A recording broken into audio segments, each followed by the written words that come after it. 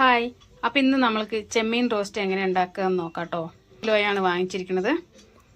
അപ്പോൾ നിങ്ങൾക്ക് ആവശ്യത്തിന് ഉപ്പ്, എരിവിനനുസരിച്ച് മുളക് പൊടി, കുറച്ച് കുരുമുളക് പൊടി, മഞ്ഞൾപ്പൊടി, ഒരു ഹാഫ് ലെമൺ കൂടെ ചേർത്ത് നന്നായി ഒന്ന് മിക്സ് ചെയ്ത് വെച്ചിട്ടുണ്ട് കേട്ടോ. ഒരു അരമണിക്കൂർ കഴിഞ്ഞ് നമുക്കിതൊന്ന് റോസ്റ്റ് ചെയ്തെടുക്കാം.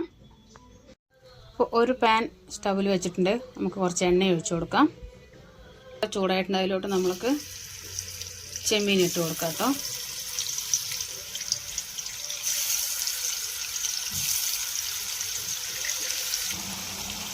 അപ്പോൾ എല്ലാം ഇട്ട് കൊടുത്തിട്ടുണ്ട് കേട്ടോ.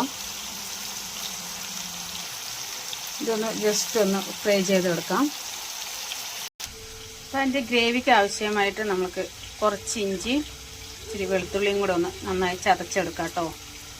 പിന്നെ ഒരു 2 മീഡിയം സൈസിലുള്ള സവാളയാണ് കേട്ടോ ഞാൻ ഇതൊന്ന് കട്ട് ചെയ്ത് വെച്ചിരിക്കുന്നത്. 2 തക്കാളിയും കൂടെ കട്ട് ചെയ്തെടുത്തിട്ടുണ്ട് കേട്ടോ. നമുക്ക് ഇതൊന്ന് ഇളക്കി കൊടുക്കണം ഇടയ്ക്കൊന്ന്. അപ്പോൾ ഇത് 2 സൈഡും ആയിട്ടുണ്ട്. നമുക്കിതൊന്ന് കോരി മാറ്റാം. അപ്പോൾ നമുക്ക് ഈ എണ്ണയിൽ തന്നെ ഇഞ്ചിയും വെളുത്തുള്ളിയും കൂടി ഒന്നിട്ട് എടുക്കാം. ഇഞ്ചിയും വെളുത്തുള്ളിയും ഒന്ന് മൂത്ത് വന്നിട്ടുണ്ട്. അതിലോട്ട് നമുക്ക് ഈ സവാളയും കുറച്ച് കറിവേപ്പിലയും കൂടി ഒന്ന് ചേർത്ത് കൊടുക്കാം.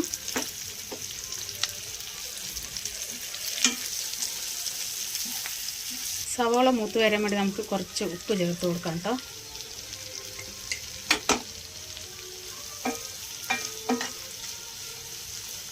സവാള ഇവിടെ നന്നായി മൂത്ത് വന്നിട്ടുണ്ട്. അതിലോട്ട് നമുക്ക് ടൊമാറ്റോ ചേർത്ത് കൊടുക്കാം.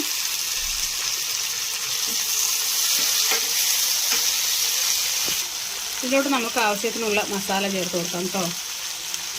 കുറച്ച് മഞ്ഞൾപ്പൊടി ചേർത്ത് കൊടുക്കുന്നുണ്ട്. 1 സ്പൂണോളം മല്ലിപ്പൊടി.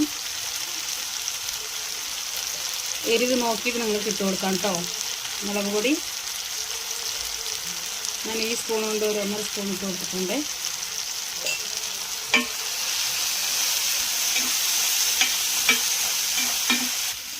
കുറച്ച് ഗരം മസാല കൂടെ ചേർത്ത് കൊടുക്കുന്നുണ്ട്. ആ മസാലകളുടെ പച്ചമണമൊന്ന് മാറുന്നത് വരെ നമുക്കൊന്ന് ഇളക്കി കൊടുക്കാം.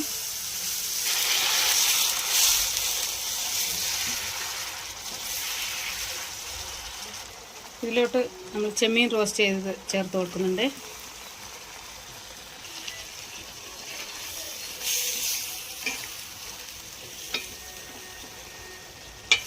നന്നായി ഒന്ന് മിക്സ് ചെയ്ത് കൊടുക്കാം.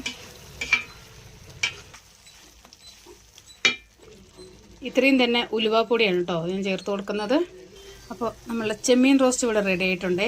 അതിലോട്ട് കുറച്ച് മല്ലിയില കൂടെ ഒന്ന് ഇട്ട് കൊടുക്കുന്നുണ്ട് കേട്ടോ. അപ്പോൾ എല്ലാവരും ഒന്ന് ട്രൈ ചെയ്ത് നോക്കണേ, നല്ല ടേസ്റ്റാണ്. ഉണ്ടാക്കി നോക്കിയിട്ട് എങ്ങനെയുണ്ടെന്ന് ഒന്ന് പറയണം കേട്ടോ.